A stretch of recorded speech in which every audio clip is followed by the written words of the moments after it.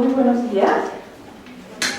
A nombre del doctor Raúl Contreras Bustamante, director de la Facultad de Derecho, les damos la más cordial bienvenida, asimismo del maestro Fausto Lazo, que es el jefe de la edición Universidad Abierta. Vamos a iniciar esta conferencia que se intitula la inconstitucionalidad de las causales de improcedencia del amparo. Voy a tener el gusto y el honor de presentarles al maestro Marco Antonio Martínez Ramírez. El maestro es licenciado en Derecho por la Facultad de Derecho de la UNAM. Obtuvo el grado de especialista en Derecho Constitucional con mención honorífica en la división de posgrado de la Facultad de Derecho. También nací el grado de maestro en Derecho Constitucional y Amparo. Obtuvo el diplomado en tópicos de Derecho Electoral por el Instituto de Investigaciones Jurídicas de la UNAM y el Tribunal Electoral del Distrito Federal en el 2008. En el 2009 obtuvo el diplomado Formación Docente Carrera de Derecho por la Dirección General de Asuntos del Personal Académico de la UNAM. En el 2015 obtuvo la certificación en el área de Derechos Humanos por parte de la Secretaría Técnica del Consejo de Coordinación para la Implementación del Sistema de Justicia Penal, CETEC. Dentro de su actividad laboral, se desempeñó como abogado en la Unidad Departamental de Expropiaciones del Instituto de Vivienda del Distrito Federal. También en el Tribunal Electoral del Distrito Federal fungió como asesor del Pleno y también como secretario auxiliar.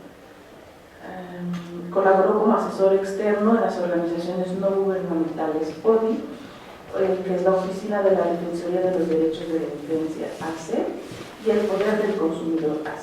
En litigio estratégico en materia de derechos humanos en el 2010 y como socio fundador del despacho jurídico Beltrán, Martínez y Asociado en el año 2000.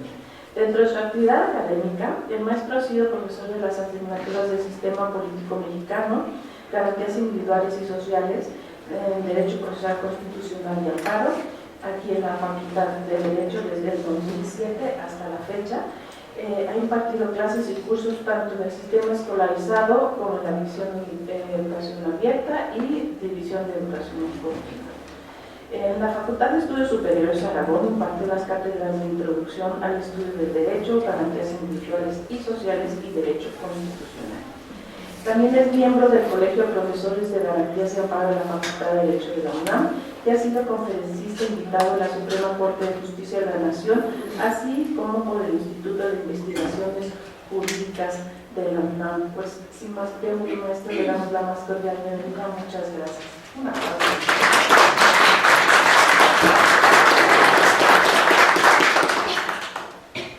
Muchas gracias.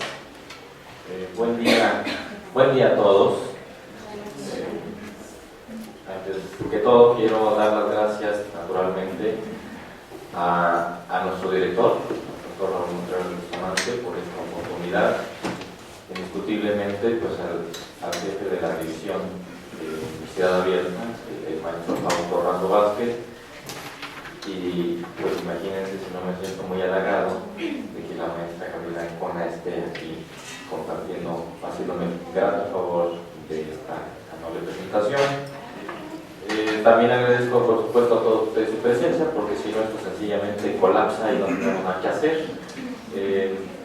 Así es que bienvenidos, muchas gracias. Vamos a, como suelo decir yo, vamos al grano porque el tiempo es muy poco y las cosas que hay que decir son muchas. Esta conferencia tiene un título un poquito provocativo, porque está generalizando algo que a lo mejor no debe generalizar, porque no es que todas las causales de improcedencia sean inconstitucionales, obviamente no, solo son algunas. Pero como esto de que suelo usar títulos de trabalenguas, pues ya no me prendió el foco como acotarlo, ¿verdad? Entonces hablaré de algunas causales de improcedencia que a mi juicio son inconstitucionales y explicaré desde luego por qué.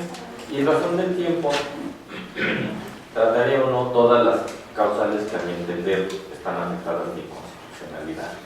Para quienes estén con algunos primeros acercamientos a la materia, haré algunas generalizaciones y luego pondré por supuesto algunos ejemplos muy practicotes y lo que tendríamos que hacer cuando detectamos una causal que resulta inconstitucional. El amparo es un medio de control de la constitucionalidad. ¿Qué significa eso?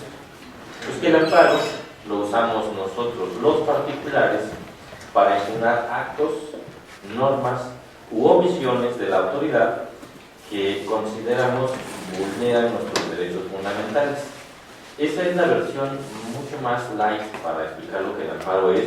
No es la mejor definición o conceptualización que pudiéramos hacer, porque evidentemente el amparo no solo protege los derechos fundamentales, sino que protege a la Constitución en su integridad, o al menos pretende proteger a toda la Constitución en su integridad. Digo pretende porque evidentemente no lo hace. Si lo hiciera, pues no habría causales de improcedencia. Y en la medida que establece el legislador causales de improcedencia, es porque ahí el amparo no tiene cabida. Entonces, de entrada, eso nos está diciendo que el amparo protege algo más que los derechos fundamentales, pero no tanto como para decir toda la Constitución, ¿no? Es cierto que como los derechos fundamentales están en la Constitución, pues se genera, y así es, la idea de que el amparo es un medio de control de la constitucionalidad, pero con motivo del artículo 133 constitucional, por supuesto el 1, y no se diga la condena el asunto de José Rodríguez Pacheco con motivo de su expediente que nos hicieron en 2011, se expidió aquí una bola de ajustes a través del asunto varios 912 del 2010, entonces lo de Pacheco fue anterior obviamente. Y entonces ya se reformó el artículo 1 de la Constitución y se dice que el amparo tutela los derechos fundamentales que estén reconocidos en la Constitución y en los tratados. Esto entonces nos lleva a hablar de que el amparo ya no es únicamente un medio de control de la constitucionalidad, es un medio también de control de la convencionalidad. Y por ejemplo, hay el amparo directo que sirve para impugnar básicamente sentencias definitivas, laudos y resoluciones que ponen fin a juicio, pero ahí hablamos de que se violentan las normas esenciales del procedimiento, y ese procedimiento pues no está en la Constitución. La Constitución no dice cómo hacer un emplazamiento, cómo se lleva a cabo una audiencia, cómo dicta una sentencia. Eso lo dicen las leyes adjetivas de la materia que quiera que cada quien trabaje. Entonces el amparo también es un medio de control de la legalidad. Y entonces, como ya no hayas cómo decirlo genéricamente, pues ya decimos, siguiendo aquel, decimos el amparo es un medio de control de la regularidad, para ya no estar diciendo que solo de la Constitución, o solo de las leyes, o solo de los tratados. Ya decimos en género, es un medio de control de la regularidad. Y tampoco decimos ya de los derechos humanos, porque las personas jurídico-colectivas también tienen derechos. Entonces tú ya no puedes decir derechos humanos y pretender abarcarlos a todos. Pero sin duda, cuando habláramos, por ejemplo, del derecho a la educación o del derecho al sufragio activo, pues sí es un derecho de las personas físicas, y ahí ya aplica que dijeras derecho humano. Pero los derechos a la libertad, bueno, si se meten para ustedes, no, pero los clientes los meten a la cárcel, pues obviamente sí es un derecho humano, porque no metes a la cárcel a los hijos mismos, ¿no? Entonces ya no es del todo apropiado decir la expresión derechos humanos, sea que sea la que dice la Constitución. Hicieron la reforma, pero otra vez se quedaron cortos. Antes decía garantías individuales, pues tampoco, porque el derecho es el subjetivo y la garantía es el objetivo, es accesoria. Entonces, para poner las cosas en claro, el amparo es el mecanismo jurisdiccional de protección de la Constitución. Eso hace el amparo. Y el amparo se inserta dentro de un tipo de Estado que llamamos democrático, porque un Estado democrático lo que busca es que los actos de la autoridad estén sujetos a control legal y control de legitimidad, pero eso es otra historia. Entonces, si nosotros en México tenemos, al menos en la definición, la pretensión de ser un Estado democrático, tendríamos que tener sendos medios de control de la constitucionalidad para poder, en su caso, revisar los distintos actos, normas y omisiones que las distintas autoridades emiten y que, ya sea a través del amparo u otros medios que también existen, pues siempre tengamos a la mano alguno que nos ayude para cuestionar la constitucionalidad de ese acto, norma u omisión, porque puedes violentar la Constitución haciendo una ley, la puedes violentar emitiendo un acto, o la puedes violentar por no hacer nada.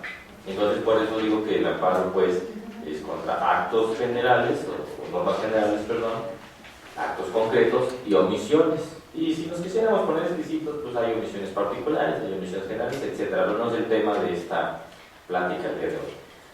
Entonces, el amparo es un mecanismo jurisdiccional para garantizar el respeto a los derechos fundamentales, para acotarlo. Ahora vamos a ver eso. Y entonces el amparo en la ley reglamentaria, que así se llama, la ley de amparo, establece en el artículo 61 un montón de causales de improcedencia. Estas causales estaban recogidas en la ley vieja en el artículo 73. Y lo primero que te salta a la vista cuando todos conocimos la nueva ley, que de nueva ya no tiene nada, porque es del 2 de abril del 2013, es que las fracciones crecieron mucho porque implementan nuevas causales de improcedencia. Tampoco es así que de la noche a la mañana aparecieron, sino que antes estudiábamos que había causales de improcedencia establecidas en la Constitución, otras en la ley y otras más en la jurisprudencia. Entonces lo que se hizo, o lo que hicieron los legisladores en el 2013, fue que las aglutinaron en el artículo 61 y las recogieron las que estaban todas regadas, y por eso es que de entrada pues ya crecieron. Me voy a ocupar, pues no de todas las causales, pero sí puedo empezar de tal, pues claro que es la número 1, la fracción no, pero a mi juicio es de las cosas más monstruosas que tenemos en la ley de amparo, y por eso me ocuparé pues de ella. Y dice que el juicio de amparo, dice, es improcedente, fracción 1, contra adiciones o reformas a la Constitución Política de los Estados Unidos Mexicanos. Esa fracción, pues tú podrías pensar, oye, es que si reformas a la Constitución, pues de modo que digas que es inconstitucional. Este fue uno de los argumentos que se usó en un amparo de 1982 contra la nacionalización de la banca. Y los argumentos que ahí se decían eran tales como lo que sigue. A muchos de ustedes les tocó leer en los libros, o que los maestros te dijeran, es que la reforma a la Constitución se hace con fundamento en el artículo 135 constitucional, y en ese artículo se contiene el famoso y celebérrimo constituyente permanente. Y entonces esa idea que en la teoría nos han enseñado, y casi te la ponen así para que pues nunca se te olvide, tú la llevas al extremo y dices, si yo soy la Corte, yo soy un órgano constituido. Entonces aquí hay que distinguir. La Constitución es una obra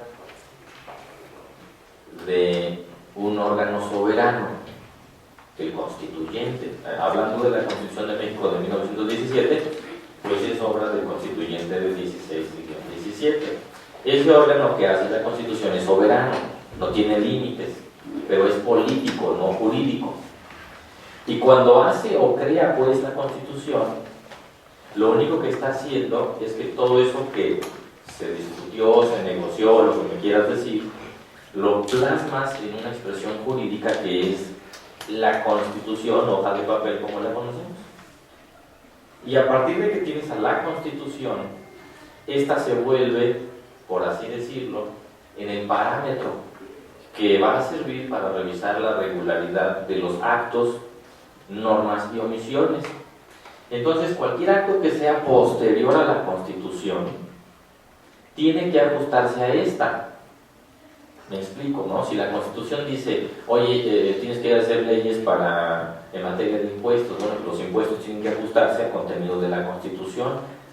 Lo que quiera que diga la Constitución, pues tiene que ser respetado. Entonces la pregunta es muy sencilla. Es el artículo 135 que dice que la Constitución se puede reformar. ¿Quién lo va a hacer? La Cámara de Diputados, la Cámara de Senadores y la mayoría de las legislaturas de los mal llamados estados, de las entidades federativas. Entonces, pero te dice que mayorías calificadas, ¿no? De 2/3 partes. En el momento en que tú, o bueno, no tú, pero el legislador hace una reforma, pues equivale a que estás poniendo un parche.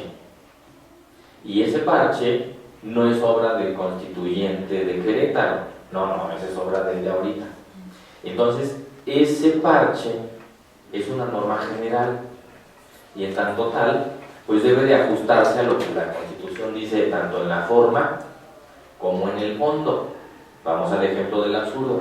Si dice que es por 2/3 partes de los diputados y los senadores, para la mayoría de las legislaturas, ¿qué pasaría si se les olvidara pasarle la estafeta a las legislaturas locales y publicaran la reforma? Pues obviamente ahí violentaste el proceso, o sea, hay violaciones de forma. Pero también podría suceder que hicieras violaciones de contenido, evidentemente. Si haces una reforma donde dijera que pues a lo mejor ahora solamente van a ser ciudadanas las mujeres, ¿no? Y los caballeros ya no sé. Puedes hacer una norma que afecte contenido, puedes cambiar la forma del tipo de Estado, pues la forma de lo que quieras. Y eso obviamente estaría afectando en su esencia la Constitución. Platico esto porque en el amparo aquel de 1982, que fue contra la nacionalización de la banca, los argumentos empleados por los promoventes era no estamos pegándole a la Constitución o a la reforma, sino al proceso de creación, o sea, vicios formales. Ese amparo, que por ahí les comparto la tesis, decía quienes lo proyectaron en su época, mira, es que el órgano que reforma la Constitución es un órgano constituyente, es el constituyente permanente, es lo que me enseñaron en la escuela. Entonces yo no puedo, como órgano constituido, pues tocar su obra, porque hasta en la iglesia te dicen respetarás a tu papá y a tu mamá. Entonces, ¿cómo crees que yo voy a revisar lo que hizo el constituyente permanente? Pero si le rascas tantito, ese argumento no resiste nada, porque si leyéramos el 135, dice, esta Constitución fue reformada por el Congreso, ¿no? La Cámara de Diputados y la Cámara de Senadores, pero ¿dónde se crean esos órganos? Pues en el artículo 50 de la Constitución, ahí dice que creas el Congreso. Entonces son órganos constituidos, no constituyentes. Entonces la Corte también está creada por la Constitución, de suerte que es otro órgano constituido. Es más, en la tesis de división de poderes, que en realidad es división de funciones y que se endilga Montesquieu, te dice ejecutivo, legislativo y judicial. Y el judicial es el que se convierte en el árbitro para cuando algunos de los otros poderes se pasen de la raya, pues yo los meto en cintura. Entonces, con mayor razón, si alguno de esos órganos invade competencias, pues para estar el judicial, para estar en la Corte. Y pues cuando tú dices en la fracción 1 del artículo 61 de la ley de amparo, que el amparo no procede contra reformas a la Constitución, pues te quedas pensando, entonces al rato me reformas la Constitución y yo ni siquiera puedo meter las manos. ¿Qué no acaso dice la Constitución que la soberanía reside en el pueblo y que nosotros tenemos el tiempo de cambiar nuestra forma de gobierno? Entonces, ¿cómo si me la cambias sin mi voluntad? A la reforma constitucional no participamos nosotros, pueblo. La reforman esos órganos y así que digas, la someten a referéndum con nosotros, pues no. Entonces, ¿dónde está la voluntad del pueblo? No hay. Y luego todavía le dices, no puedes promover el amparo. Ah, pues qué democráticos andamos, ¿no? O sea, no me digas mentiras. Esto es como dice la tesis de Jeremy Bentham, los intereses siniestros del poder. O sea, eso es una farsa, o como dice Michel Foucault, eso es un discurso que ahí está en la Constitución, se ve muy bonito, lo andas ahí repitiendo para que todo el mundo crea que sí somos democráticos, pero a la hora de la hora, nada, no puedes. Y no falta quien diga, bueno, ya son de inconstitucionalidad, de controversia, sí, pero no procede contra esto y además no están a nuestro alcance como particulares, son para órganos de gobierno. Entonces, para regresarme, dijeron en 1982, eso es obra del constituyente permanente y yo no lo puedo tocar. No.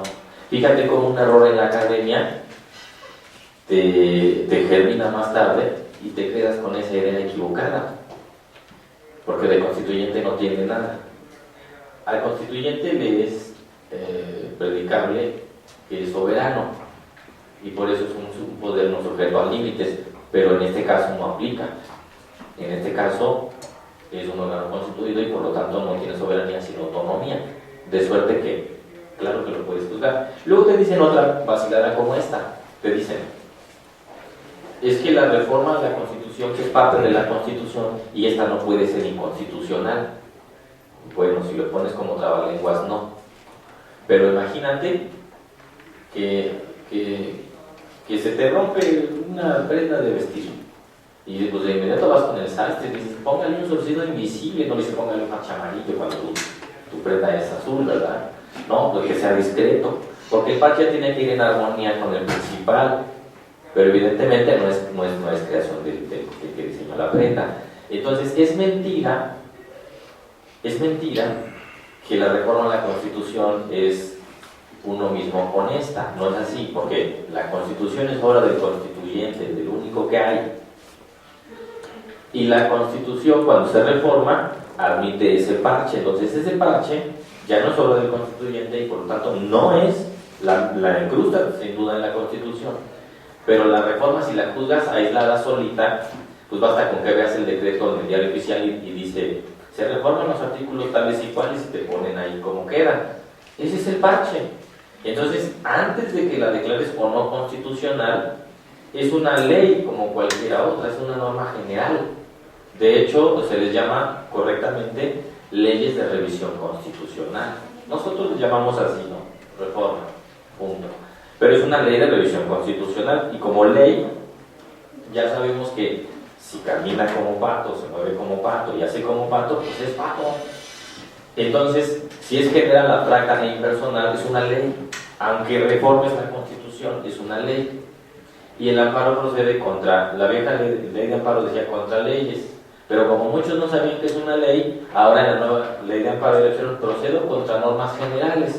Y luego ya te ponen un catálogo para que veas que es una ley, ¿no? Pero todos los que sí tenemos una sólida teoría del derecho por haber estudiado en esta grandiosa facultad, pues sabemos que una ley es una norma general, abstracta e impersonal. De suerte que la reforma a la Constitución no es, hasta antes que se declare su constitucionalidad, pues es un parche, no es parte de la Constitución. Ya que la declaraste válida, claro que sí se integra. Pero bueno, esto para decir que no es cierto. También te dicen cosas monstruosas como, oye, mira, piénsalo bien. Si yo promoviera un amparo, o admitiera que promovieras un amparo contra la reforma a la Constitución, tenemos como uno de los principios del amparo la fórmula Otero. Y la fórmula Otero lo que dice, o también se le conoce como principio de relatividad de las sentencias de amparo, y dice que las sentencias de amparo solo se van a ocupar de los particulares que intervinieron en el proceso sin hacer más mención sobre la norma ni a más personas. Entonces, imagínate qué cosa monstruosa pasaría si cualquiera de nosotros promueve un amparo contra una reforma a la Constitución y te lo concedieran. Ni modo que a ti te digan con Constitución sin reforma y a todo el mundo con Constitución reformada. Entonces se violentaría, dicen, el principio de relatividad de las sentencias o fórmula Otero. Y por eso dicen, ves como claramente la intención del legislador no era que procediera el amparo contra reformas a la Constitución. Y otra vez, que me encanta objetar las ideas, es que no es cierto. Porque la fórmula de Otero, de Mariano Otero, búscalo en internet, el otro, no te quita ni 5 minutos, estableció un sistema trial de control de la constitucionalidad. O sea, tú tenías un medio que se llamaba reclamo, tenías el amparo y otro medio que no lo bautizaron, pero tenías 3 medios de control. Uno procedía para impugnar normas generales federales y otro para impugnar normas locales, y además el amparo para proteger derechos humanos. Entonces les llamaban derechos humanos, además decían correctos derechos humanos. De suerte que cuando tú usabas ese reclamo para impugnar normas generales y ganabas, por así decirlo, te daban la razón, el efecto era anular la ley. Ah, pues sí tiene mucho sentido. Porque si es inconstitucional para ti que promueves el amparo, es inconstitucional para todos los que seamos destinatarios. Entonces, eso de la fórmula Otero lo tomaron relativo, porque no agarraron la fórmula completa, agarraron lo que quisieron agarrar. Pero no es cierto que la fórmula Otero se reduce a esa miserable de que los amparos solo se ocuparon los individuos, no es cierto. Entonces, normas generales, se quitaron la norma con efectos generales. Entonces, cuando tú promovieras un amparo contra reformas a la Constitución y fuera procedente, ¿qué tendrías que hacer? Pues quita todo el parche. Pero nosotros somos muy temerosos, en México somos muy timoratos de, ay, no, ¿cómo se te ocurre que le voy a pegar al constituyente permanente, que ya vimos que no es tal? Y luego, ¿cómo crees que voy a quitar la norma con efectos generales? Pero esto es muy sencillo, híjole, no sé si se graba, pero es como si te digo, a ver, tengo una revisión de Hacienda, ¿cómo ves? Pues no sé, pero si son peras o manzanas, mejor no me la hagas. O si va el policial ahora que está de moda a tu casa, ¿me dejas pasar que no tengo nada, pero me da miedo que pases porque quién sabe si encontrar? Entonces el legislador le dice, a mí no me hables de quitar con efectos generales, porque con uno que promoviera, pues imagínate, me dejas sin normas en 2 años, ¿no? Porque cada quien sabe cómo hace las cosas. Por eso es que no se dejan revisar. A mí nadie nos gusta que nos revisen, obviamente, pero tú dices que es un estado democrático, ¿no? Entonces, con la pena tengo que establecer medios de control para todos los distintos actos que se pueden presentar.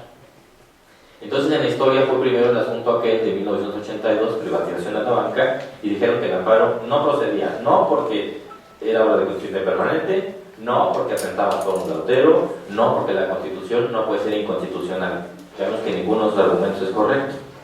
Luego vino en 1997 otro asunto de un jurista de la vieja guardia, ya fallecido, Manuel Camacho Solís.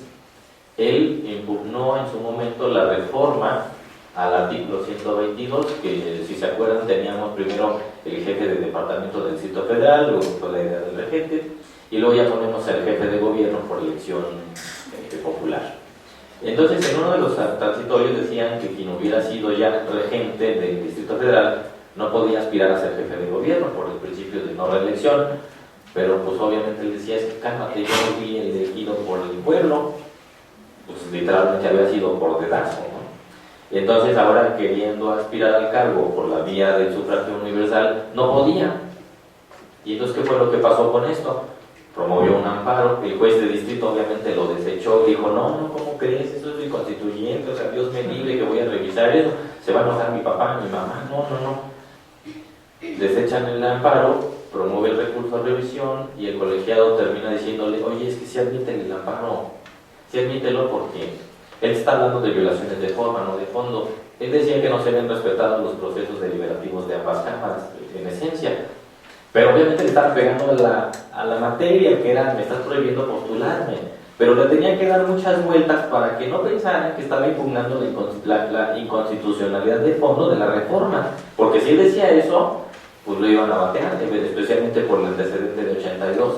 Entonces van por las orillitas, como que queriendo ir, no.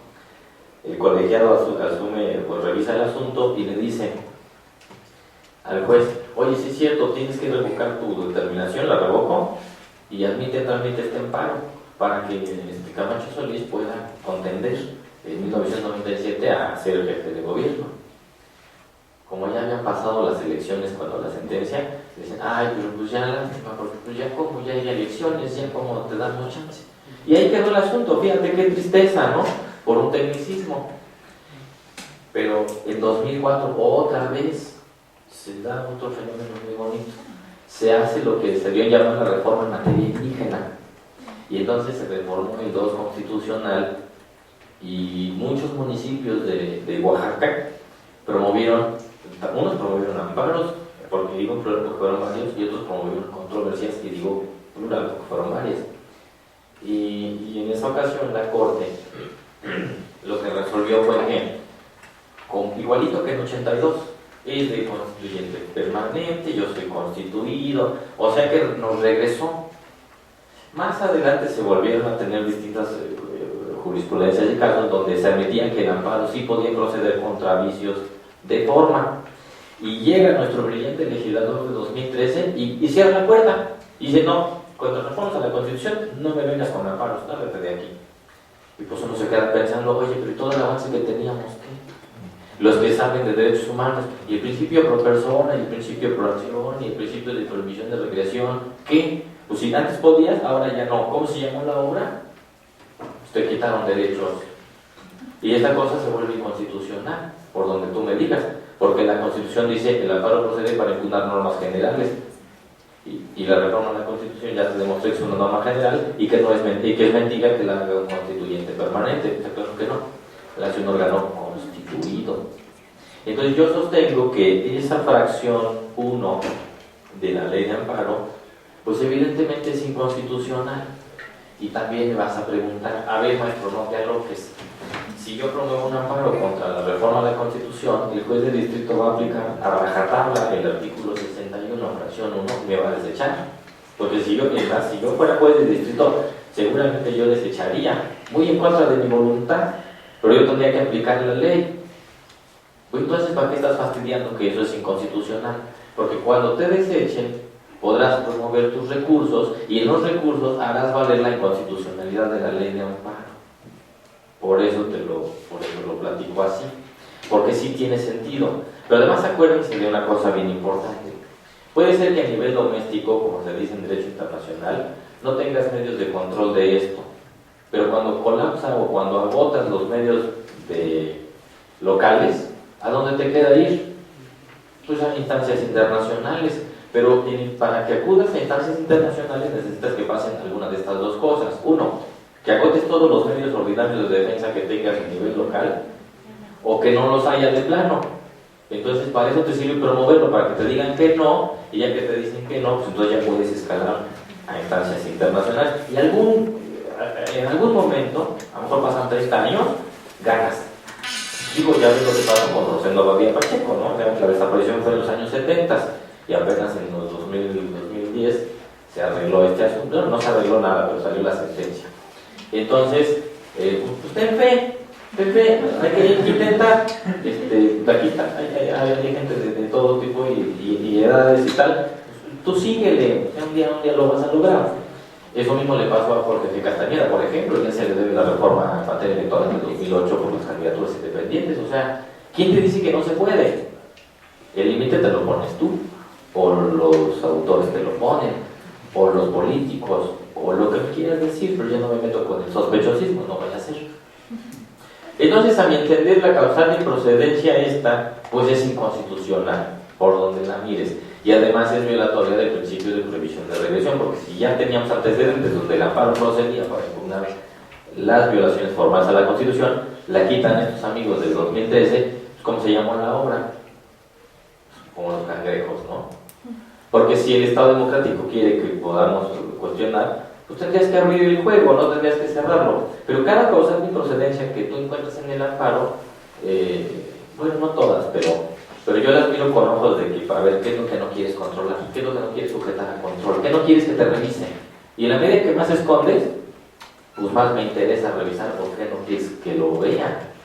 Entonces, lejos de que te desincentive, pues como que, a ver, ¿qué hay? ¿No? Como los niños, ¿qué tienes ahí? Nada. No, ¿qué tienes ahí? Porque son curiosos. Entonces aquí me da mucha curiosidad. No pierdas nunca tu curiosidad, porque un abogado de constitucionalidad siempre tiene que estar cuestionando las leyes. Un juez de legalidad las aplica y se acabó. No tiene permiso para... Bueno, no tenía, porque sí tiene ya permiso de cuestionarlas. Y digo sí tiene porque el control de la constitucionalidad es difuso, como siempre ha sido, no es por la reforma, o que me digan que es concentrado bien difuso. No. Todo el mundo puede revisar esto. Digo, todas las autoridades, ¿no? Así lo dice el 1 constitucional. Entonces, paso a otra causa, pero y al ratito hacemos una sesión de preguntas y respuestas. Entonces, ahí van anotando sus preguntas y al rato me echo a correr para no contestarlas, pero ustedes las apuntan. Y en la medida que haya tiempo, voy a tratar de terminar unos 10 minutitos antes para que desahogue yo las preguntas que haya. Luego dice la fracción 2 de la ley de amparo, una causal que seguramente mucha gente del Poder Judicial de la Federación me va a ver feo. Bueno, de todos modos me veo feo. Pero dice, el juicio de amparo es improcedente, fracción 2, contra actos de la Suprema Corte de Justicia de la Nación. Y hasta tú me vas a ver feo ahorita. A ver, El amparo no procede contra actos de la Corte. Y lo primero que te venía a la mente es, a ver, pues sí, maestro, porque de modo que la Corte que conoce del amparo, que entre otros medios, le promuevas otro amparo. ¿Estás loco? Bueno. Vamos con calma. Entre más generalizas, más problemas hay, porque es como dicen hay una frase que me encanta, que alguien me dijo alguna vez: entre más promedias, más escondes, porque los extremos se van camuflajeando, ¿no? El alto y el bajo quedan diluidos. Entonces, cuando tú haces más generalización, más cosas te pierdes. ¿Por qué el amparo no procede contra actos de la Suprema Corte? Pues no procede porque no quieren que proceda, punto. Yo estoy de acuerdo que no proceda en actos jurisdiccionales, porque tiene que haber un órgano límite, eso es normal, o sea, de modo que revises, y además, ¿quién va a revisar? Que eso es lo otro. O sea, párale, en algún momento párale, aunque sea por error judicial si quieres, pero ya párale, porque si no nunca vamos a acabar. Por certeza jurídica tiene que haber un órgano límite. En eso estoy totalmente de acuerdo, no se me ocurriría el disparate de cuestionarlo, no. Estoy loco, pero no tanto. ¿Dónde sí pego de gritos? A ustedes y a mí nos enseñaron que es que la división de poderes, ejecutivo, legislativo y judicial. Pero luego te dieron otra idea que resulta que esa división pues no era tal, porque resultaba que el judicial emite normas generales, o sea, se hace leyes, pues estamos de acuerdos generales y ahorita me voy a referir a ellos. El ejecutivo emite reglamentos, son normas generales, entonces también legislan. Oye, el legislativo, ¿qué crees? Juicio político, también juzga. Oye, pues entonces, ¿dónde está la división de poderes? No, sí hay. Lo que pasa es que no es como te la vendieron, o sea, no es de que el ejecutivo solo ejecuta y que el legislador solo hace leyes, no es cierto. Todos hacen de todo. Y entonces por eso tiene que venir una tesis que dice: es un acto formalmente legislativo, pero materialmente jurisdiccional. Ay, pues te me hubieras dicho eso desde un principio. Y ahí te das cuenta que todas esas teorías están bien extrañas, bien locas. Entonces, por ejemplo, fíjate, en 1999 se reformó el artículo 99 constitucional y le dieron a la Corte, a la Suprema Corte de Justicia de la Nación, la facultad de emitir acuerdos generales. Es más, yo sí lo encuentro, porque yo siempre como que los separo para que estén listos cuando yo los ocupe los artículos y luego no los encuentro.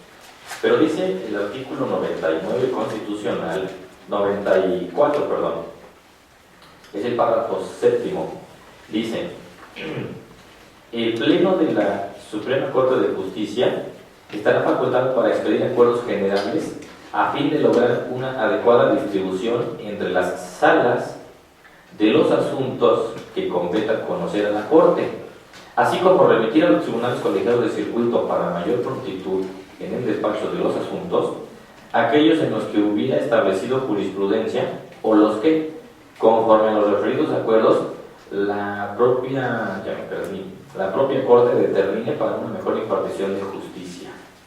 Entonces quiere decir que la Corte puede expedir acuerdos para remitir o distribuir entre las salas los asuntos de su competencia. ¿Sale?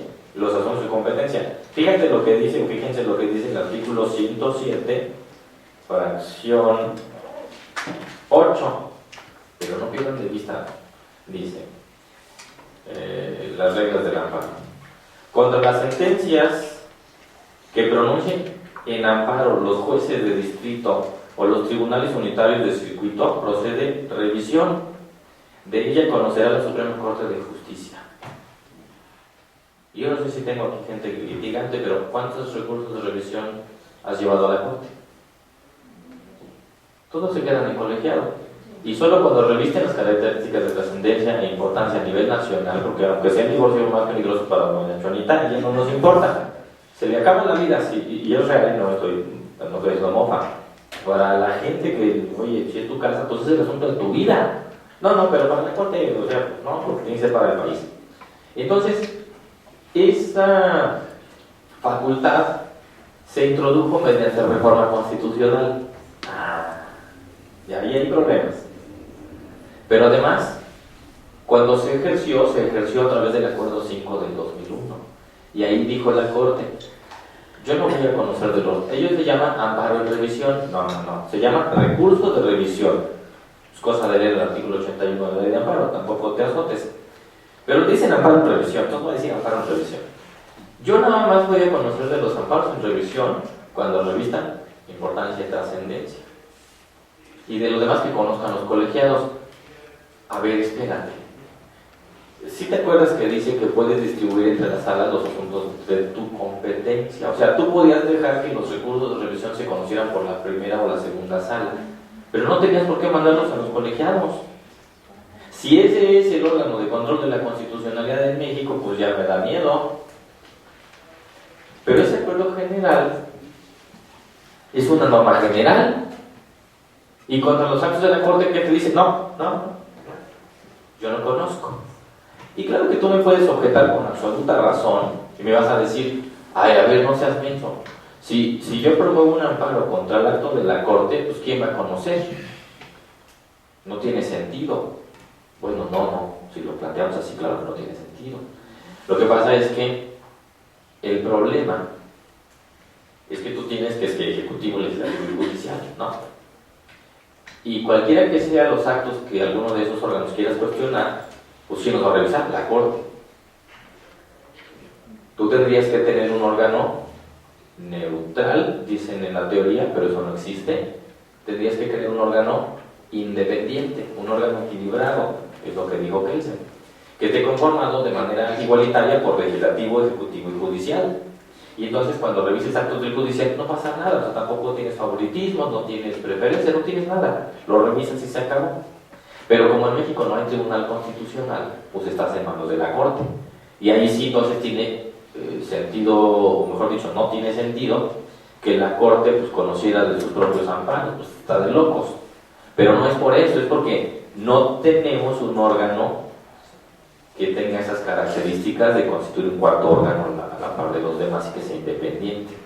Entonces por eso es que no procede el amparo, pero debería de proceder. Te voy a poner otro ejemplo de esos acuerdos generales de la Corte, porque por esto traigo este compendio ya bastante cacheteado, que es el acuerdo de la Corte 16-2007.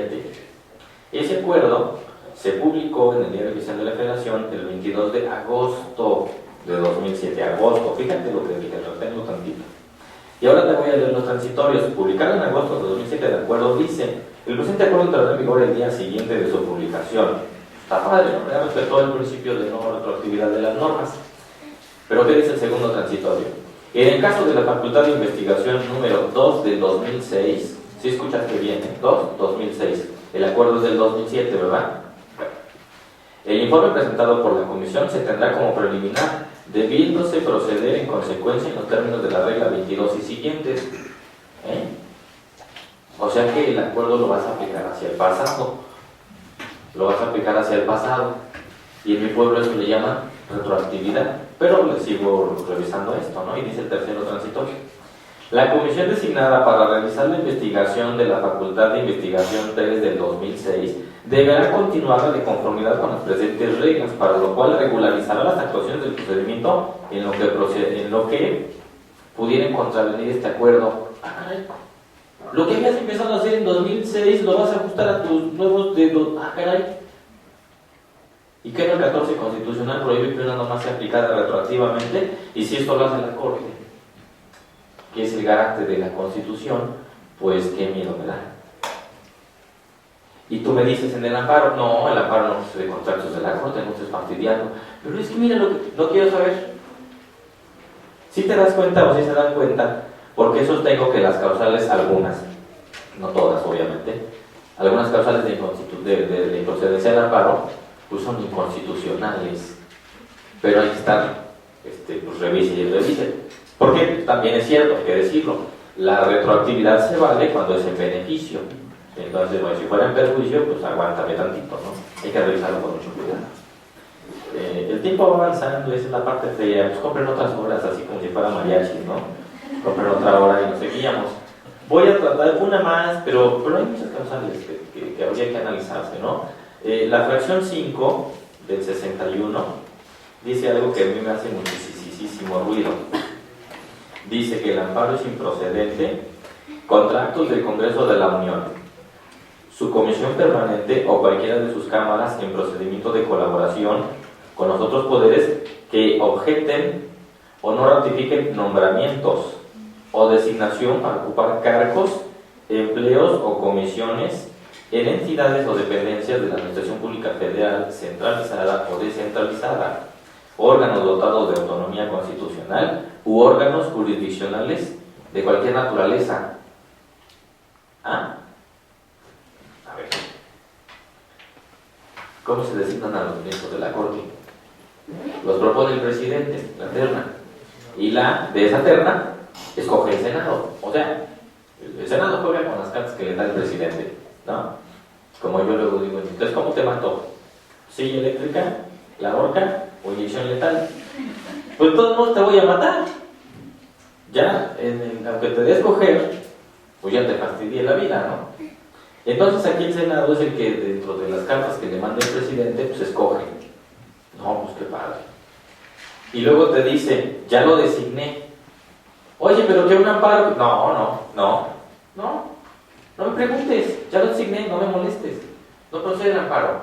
Entonces fíjate, cuando la Constitución te dice los requisitos para ser ministro, entre otras cosas, ¿no? Te dice que tenga título de licenciado en Derecho con 10 años de antigüedad. Y si no los tiene, y además sí lo designaron, ¿cómo tendríamos los particulares que hacer? ¿Un amparo? No, porque la ley de amparo dice que no puedes cuestionar las designaciones. Pues entonces, ¿para qué pones los requisitos si no pones un medio para ver que se revisen que satisfagan los requisitos del candidato? Y esto ya pasó, pero como sea, la conferencia ya no me da tiempo, ¿verdad? Entonces no me voy a meter en problemas. Pero si tú pones un requisito, pues tienes que poner ahí que revise que satisfagas el requisito, porque por amor de Dios. O luego te dicen, es que son decisiones soberanas. ¿Soberanas de dónde? Bueno, sí tengo idea de dónde, pero no lo puedo decir, me tengo que mesurar. Pero eso lo que quiero decir es que en la medida que tú pones un requisito, sea de forma, sea de fondo, pues tienes que poner un mecanismo para que lo revises. Pues si no, ¿cómo? Y si el amparo protege a la Constitución, pues entonces, ¿cómo es que me dices que no? Ahora, también hay que decirlo con sus letras. No todo tendría que ser a través del amparo, o sea, tampoco te emociones. Pero cuando no hay ni siquiera otro medio, pues entonces aunque sea el amparo. Porque, por ejemplo, el amparo no procede en materia electoral. Bueno, sí, no importa, porque tenemos la Ley General del Sistema de Medios de Impugnación en materia electoral. Entonces, aunque el amparo no proceda, pero sí tienes mecanismos para revisar esos actos, ¿no? Entonces no pasa nada, o sea, nadie se va a rasgar las vestiduras. Pero cuando ni aquí ni en ninguna otra puedes cuestionarlo, pues ¿cómo se llamó la obra? Es que el legislador hace las leyes para de modo que le sirvan a él. No me importa que te sirvan a ti, pueblo, porque el que está en el poder soy yo y el que hace las leyes soy yo. No quiero que me cuestiones. Así podría seguirme con todas estas causales, porque hay muchas. Por ejemplo, contratos de la judicatura. Pues habrá unos que sí, habrá otros que no, pero ¿por qué todos? O sea, ¿por qué rajatabla? Y entonces, por ejemplo, nada más para ya redondear y empiecen a hacer su lista de preguntas, levanta tu manita y empezamos a desahogarlas. Pues yo sé que a muchos les va a hacer ruido cuando yo diga Supremo Poder Conservador. Es casi como que se les aparece un fantasma. Pero cuando teníamos la Constitución Centralista de 36 y teníamos el Supremo Poder Conservador, y ese Supremo Poder Conservador tiene un cuarto poder paralelo al Ejecutivo, Legislativo y Judicial, ¿qué crees? Revisaba los actos de la Corte. Revisaba los actos de la Corte que fueran invasivos de las competencias de otros órganos. Pero además ten cuidado, porque el Supremo Poder Conservador, tampoco lo estoy ensalzando, pero no actuaba de oficio. Y decía, es control de la constitucionalidad. Entonces, no todo en el Supremo Poder Conservador era malo. Claro que había cosas pero muy malas. Eso como de declarar la incapacidad moral del presidente. Ahí cabe todo y nada a la vez, usabas esa facultad como te viniera en gana. Eso es lo peligroso. Eso es lo peligroso cuando deja las cosas a la discreción de alguien.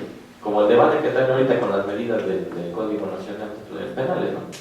Si el policía va a decir quién es sospechoso, pues qué miedo me da, pues te va a ver el policía y ya no es porque traes prisa y vas corriendo en tu coche, pues eres sospechoso. ¿Ahora de qué está usted oyendo? Pues no sé, pero me da miedo que me detengas. Entonces ese es el problema. El problema aquí es que a rajatabla te digan, eso ni siquiera me lo cuestiones. Yo creo que no es correcto, porque me debes de abrir la puerta para que yo cuestione y promueva el amparo. Ya que de fondo no lo gane, pues porque a lo mejor soy medio maleta o no tenía la razón, pero que tú de tajo me digas no, o ideas como dicen, es que el control de la constitucionalidad lo encuentra en sí mismo. Pues no, porque yo nunca he visto en un informe justificado que la autoridad responsable al rendir su informe diga, sí es cierto, rendí, hice mal mi acto, pero ya te lo corrijo, dame chance. Eso yo nunca lo he visto. En casi 20 años que llevo de litigio, nunca lo he visto. Entonces, pues nadie va a reconocer que lo hizo mal. Por esa razón es que existen los medios de impugnación, ¿no? Y en el amparo, cuando tú dices, no, ni me preguntes, pues lo que estás demostrando es tu carácter autoritario, de que esto no me lo cuestiones. Voy a dejar ya aquí este asunto porque además hay una conferencia posterior a la mía. Nada más, pues, así de rápido, si hay alguna duda que tenga yo que ahondar, con mucho gusto quedo a sus órdenes. ¿Preguntas al maestro? ¿No hay preguntas? Yo feliz, no hay bronca, nos vamos temprano a desayunar. Dígame, lo escucho. Más que duda acerca de su ponencia, me gustaría conocer su opinión acerca de los tribunales constitucionales aquí en México. Yo sé que igual no se ha creado, igual ¿usted cree necesario que sea públicamente y políticamente en México factibles? Que es necesario, yo diría que es indispensable. Que sean factibles, diríamos que políticamente no hay los consensos. Porque le vas a quitar el monopolio de la Suprema Corte. Es que esto es bien sencillo. En el momento en que se estableciera un tribunal constitucional, usted se tiene que revisar los actos de la Corte. Y entonces el primer opositor, ¿quién va a ser? Lo que la Corte ha querido hacer es que ella se dirija en Tribunal Constitucional, por eso los spots, la Suprema Corte de Justicia Nacional, Tribunal Constitucional de México. Pero mira los acuerdos, si ese va a ser el Tribunal Constitucional, el policía golpea a su mujer. O sea, yo tengo miedo. Sí, es necesario, es indispensable, pero además hay que diseñarlos bien y hay que atender a todo lo que en su momento dijo Kelsen. En ese librito, que es una cosa que tú la ves y dices, pues ahorita me lo leo. Ese libro que doy la referencia se llama La Garantía Jurisdiccional de la Constitución, que cuesta menos de 100 pesos en Jurídicas y tardaron quién sabe cuántos años para volverlo a editar. Aprovechenlo, ya está. Pero además está disponible en versión digital. Y ahí te dice, a grandes pinceladas, pero por un montón de razón, cómo se diseña un tribunal constitucional. Y lo mejor de la vida o de ese libro es que lo que ahí te dice es derecho positivo vigente en Austria. O sea, no es pura teoría. Y el esquema de Austria lo replica Alemania y Alemania ya le copió todo el mundo. Entonces, pues ahí está, perdón por la expresión, pero lo siento, lo voy a decir, ahí está la mente del planeta. Claro que hace falta, pero no sé, es como si te dijeran en tu casa, tu esposa, a ver, déjame ver tu cartera, déjame ver tus estados de cuenta. Déjame tu celular. No. Entonces, por eso no se antoja viable, pero no es que no sea necesario, es indispensable, ¿sale? ¿Alguna otra cuestión? ¿No? Sí, dígame. Bueno, más que nada es una duda porque no mencionó usted, por cuestión de tiempo, una de las causales. No sé si recaiga dentro de su catálogo como de inconstitucionalidad de la misma, que en este caso se refiere a la fracción 12, por falta de interés jurídico legítimo del quejoso. Se lo comento por lo siguiente. Yo interpuse en algún momento un amparo en materia administrativa derivado de una queja administrativa por incumplimiento de servidores públicos. Cuando se resuelve el amparo, obviamente el razonamiento del juez de distrito estimó que se sobresiguiera el asunto debidamente por falta de interés jurídico. No obstante, dentro del amparo que se promovió, se adujo una tesis de un tribunal colegiado que refería que el denunciante de una queja administrativa tenía interés legítimo para impugnar el día de amparo la resolución de aquel procedimiento administrativo que la declaraba improcedente. Se manejó ese argumento bajo esa tesis aislada. Sin embargo, el juez de distrito fundamentó su sentencia bajo la contradicción de tesis de que las leyes del régimen concernientes a la responsabilidad de servidores públicos no tutelaban intereses particulares, sino lo que perseguían o salvaguardaban, mejor dicho, era la correcta función del servicio, la prestación del servicio público. Mi pregunta concreta es la siguiente. Yo aduje también que en su momento, si bien era cierto que existía jurisprudencia por contradicción en ese sentido, también había una jurisprudencia en el sentido de aplicar la convencionalidad y progresividad. En ese sentido, pues, se solicitaba que se otorgase la protección de la justicia federal. No se determinó así, se llevó incluso en relación a colegiados y ocurrió lo mismo. La pregunta es inconstitucional o pudiesen dado un momento ponderar en este caso los magistrados el argumento que se hizo valer en ese sentido? Aquí hay que hacer un distingo inicial. Una cosa es que la ley sea inconstitucional y otra cosa es que la aplicación sea inconstitucional. Si nos dice que se puede promover con base en interés legítimo o jurídico, eso es la norma de la Constitución. Pero la ley de amparo es muy clara y dice, si vas a promover amparo directo, tienes que ser titular de un interés jurídico.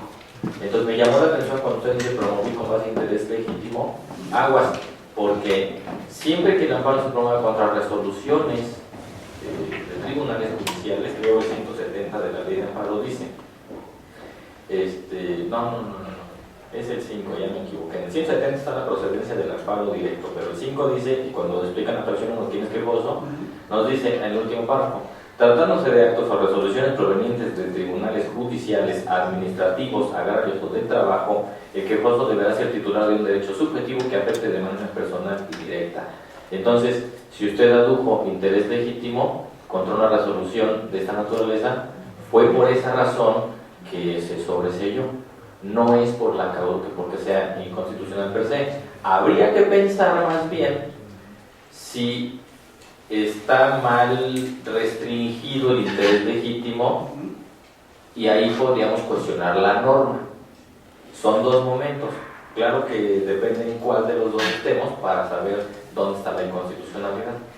A lo mejor podemos decir, oye, admíteme en amparo el interés legítimo en resoluciones judiciales.